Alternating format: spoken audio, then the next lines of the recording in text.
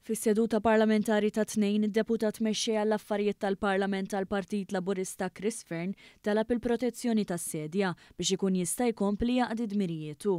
Fern għamel referenza għal diversi artikli pubblikati li jindgaw ċar kif hu kien vittma ta' frame-up li nħema kontrih.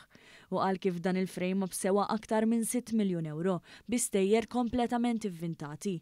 Fil-fatt Fern fakkar kif kien talab lill-Kummissarju tal-Pulizija biex tinvestiga kemm lilu u lil dan is-sors fejn kien ġie informat li l-istejjer kienu folot u li fuqu ma kien hemm ebda del taħtija.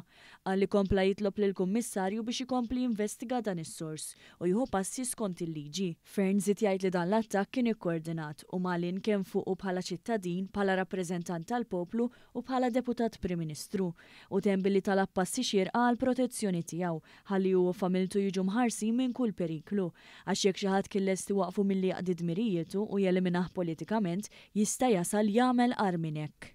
Fl-aħħar nett, Mr. Speaker, nitolbok tuħu l-passi li dillek li huma xierqa biex familti u jien niġu mħarsa mill-periklu. Min kien lest jonfoq aktar minn 6 miljun euro biex jeliminani politikament permezz ta' frame-up mhux se jdejjaq jagħmel qar minn hekk.